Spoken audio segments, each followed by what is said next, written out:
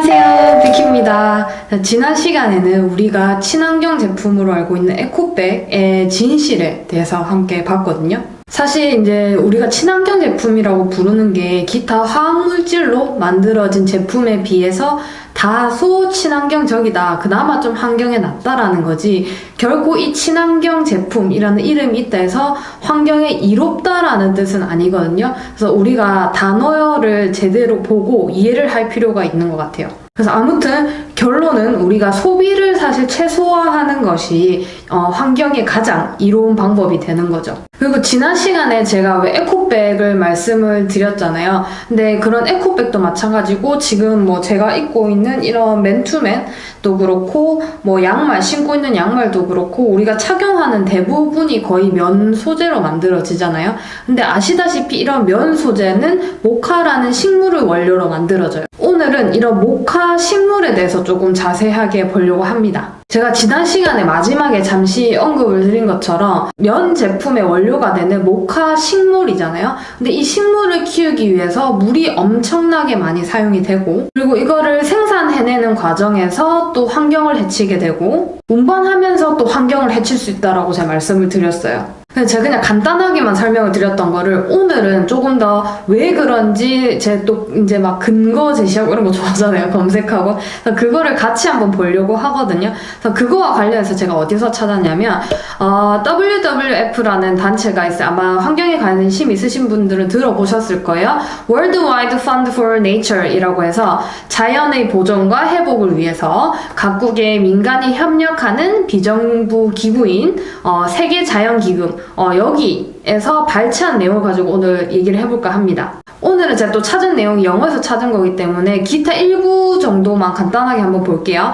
우선 모카 재배가 왜 환경에 해로운지에 대해서 첫 번째 근거로 어떤 걸 제시하냐면요, soil erosion and degradation. 여기서 이제 soil 하면은 토양이라는 뜻이 되고, erosion이라 하면 이제 침식한다라는 뜻이 있고요. 그 다음에 degradation 하면은 어떤 악화되는 상황을 말을 해요. 그래서 토양이 침식되고 토양이 악화되는 이유 때문에 일단 첫 번째 이유로 모카 재배가 환경에 좋지 않다. 관련해서 내용이 어떤 게 있냐면요, Cotton cultivation severely degrades soil quality. Most cotton is grown on well-established fields, but their exhaustion leads to expansion into new areas and the attendant destruction of habitat. 그러니까 이게 무슨 말이냐면요, 모카 재배는 토양의 질을 심각하게 저하시킨다. severely가 심각하게라는 뜻이거든요.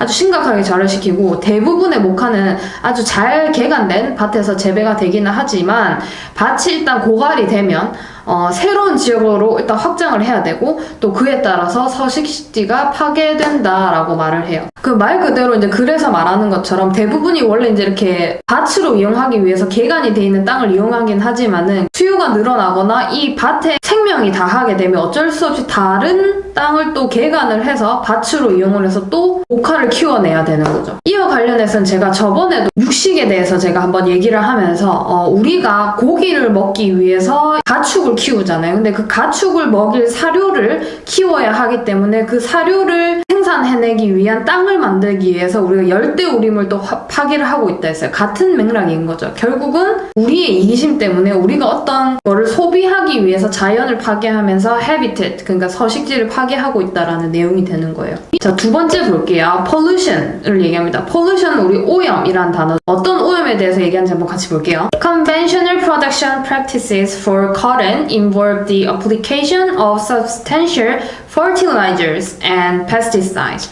Pesticides threaten the quality of soil and water as well as the health of biodiversity in and downstream from the field. 그러니까 여기 보면은 모카의 전통적인 생산 어떤 관행으로 엄청난 양, 상당한 양의 비료랑 농약을 사용하게 된다. substantial 하면 이제 상당량이란 뜻이 있거든요. 그래서 농약은 토양이랑 물의 질뿐만 아니고 밭의 생물 다양성, 그리고 밭에서 또 흘러나오는 하류, 이런 건강을 위협한다. 그러니까 다시 말하면은 이런 모카를 키우기 위해서 비료도 많이 사용하고 농약을 많이 사용하다 보니까 이 당연히 땅에 흡수가 되고 이 땅에 흡수되면서 이 토양을 오염시킬 뿐만 아니라 지하에 물이 흐르잖아요. 그럼 이 물도 오염시키게 된다. 결국은 토양과 물을 오염시킨다라는 내용이 되는 겁니다. 자, 세 번째로 어떻게 모카가 환경에 해로울 수 있는지에 대해서 얘기를 하면서 아까와 조금 연관돼서 얘기를 하는 게 water contamination. 이거는 많이 제가 언급을 했죠. contamination, 오염이란 뜻이잖아요. 그래서 수질 오염에 대해서 얘기를 하는데 여기도 한번 문구를 같이 볼게요. 환경에 해로울 수 있는지에 대해서 얘기를 하면서 아까와 조금 연관돼서 얘기를 하는 게 water contamination. 이거는 많이 제가 언급을 했죠. contamination, 오염이란 뜻이잖아요. 그래서 수질 오염에 대해서 얘기를 하는데 여기도 한번 문구를 같이 볼게요. Run off the pesticides, fertilizers, and minerals from cotton fields contaminate rivers, lakes, wetlands, and underground aquifers. runoff라고 하면 어떤 유출을 말을 하게 돼요. 그래서 모카밭에서 나오는 농약, 비료, 그리고 미네랄의 유출이 강, 호수, 습지뿐만 아니고 지하수를 오염시킨다. 아까랑 이어지는 내용이기 때문에 이해가 되실 거예요. 많은 농약과 비료의 사용으로 그런 안 좋은 물질들이 전부 다 흡수가 되면서 수질을 오염시킨다라는 거죠. 자, 이제 마지막으로 왜 모카가 환경에 해로운지에 대해서 언급을 합니다. Water scarcity, 그러니까는 scarcity 한 부족하다라는 뜻이거든요. 그래서 물 부족을 일으킨다. 이게 무슨 내용인지 한번 볼게요. Production and processing of cotton uses a large amount of water. Some experts contend that cotton is the largest user of water among all agricultural commodities. 그러니까 여기 보면은 모카의 생산이랑 가공으로 엄청난 양의 물을 사용한다. 일부 전문가들은 모카가 모든 농산물 중에서 물을 가장 많이 사용한다고 주장한다. 이와 관련해서 아마 처음 들어보시는 분들이 많으실 거예요. 저도 최근에 이거 이제 알게 된 거라서 이게 가장 큰 문제라고 생각이 돼요. 우선 다른 것도 문제가 되는데 물을 엄청나게 많이 사용을 하는 거예요. 그러다 보니까는 거기서 오는 물 부족이 있겠죠. 다른 데다 사용이 되어야 되는데 그 모카를 생산하기 위해서 결국 그 모카는 우리가 입는 이런 옷이라든지 면직물을 만드는 데 사용이 되는 거잖아요. 그런 거를 위해서 물이 다 사용되기 때문에 다른 데 사용돼야 할 물이 없다는 거죠. 안 그래도 지금 우리 다 알잖아요. 물 부족. 전체적으로 물 부족하다, 물 아껴 써야 된다 알고 있는데 이런 것들을 위해서 물이 너무 많이 사용이 된다는 거죠. 이거에 대해서 제가 조금 더 추가적으로 알게 된 내용을 한번 같이 공유를 하고 싶어요. 혹시 water footprint라고 들어보셨나요? 이게 뭐냐면 footprint 하면 foot이 이제 발이잖아요. print는 이제 우리 프린트 남기는 거죠. 그러니까 발자국이란 뜻인데 이게 물 발자국이라고 해서 우리가 사용하는 물의 양의 어떤 지표를 나타내는 거를 이런 water footprint라고 해요. 이거에 관련해서 찾으면은 내가 어떤 상품이라든지 뭔가를 사용할 때 여기에 사용되는 물이 얼마만큼이 되는지 이거를 생산해내는 과정에서 사용된 물이 얼마만큼이 되는지를 확인할 수가 있어요. 그래서 제가 모카 관련해서 이런 water footprint를 찾아봤는데 일단 모카를 가공해서 대표적으로 생각드는 게 면 중에 우리 면 티셔츠 많이 입잖아요. 그래서 그거를 한번 보면 티셔츠 한 장을 생산하기 위해서 사용되는 물의 총량이 659갤런이라고 해요. 우리는 갤런을 잘 안 쓰잖아요. 그래서 이거를 환산을 하면 어느 정도 되냐면 2,500리터인 거예요. 자, 그러면 우리가 사람이 하루 동안 먹어야 되는 하루 권장 물의 섭취량이 2리터 혹은 2.5리터라고 해볼게요. 정말 많이 잡는다고 해서 2.5리터도 많이 안 드시지만 그렇게 했을 때 이게 지금 자그마치 거의 1000일 동안 먹을 수 있는 물의 양인 거예요.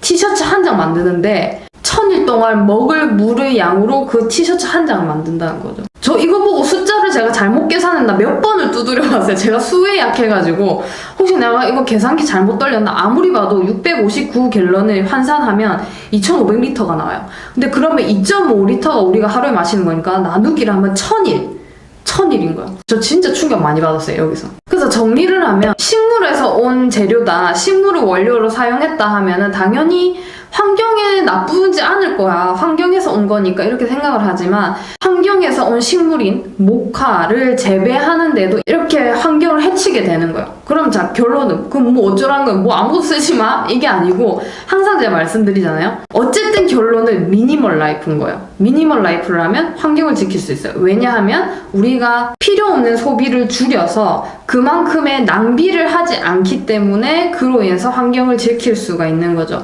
이런 옷도 그냥 구멍 났다고 버리는 게 아니고 최대한 조금 쓸모를 생각을 해보는 거예요. 구멍 나면 솔직히 입을 수는 없지만 뭐 예를 들어서 걸레로 쓴다든지 그런 것처럼 최대한 우리가 그냥 버리지 않고 조금 더 활용을 해서 더 쓰고 불필요한 소비를 막자라는 거죠. 왜냐면 어쨌든 우리가 많은 상품을 소비함으로써 결국은 우리가 그만큼 또 환경을 해치고 있기 때문에 그만큼 소비에 대해서 우리가 경각심을 가질 필요가 있는 것 같습니다. 사실 근데 필요한 물건이 있다면 살 수밖에 없어요. 그럴 때는 이제 대안이 될 수 있는 게 최대한 친환경적으로 만들어졌다라는 제품을 쓸 수 있는데 근데 방금 친환경 제품이 내가 하는 친환경 제품이 아니잖아 라고 네가 말했잖아 이렇게 하실 수 있는데 그거와 관련해서는 제가 조금 더 알게 된 우리가 어떻게 하면 어떤 인증 같은 거를 보고 얘는 더 친환경적이다 말할 수 있는 건지를 제가 다음번에 알려드리고 오늘 조금 더 쉬운 대안으로 중고 마켓을 이용하는 거를 권유해드리고 싶어요.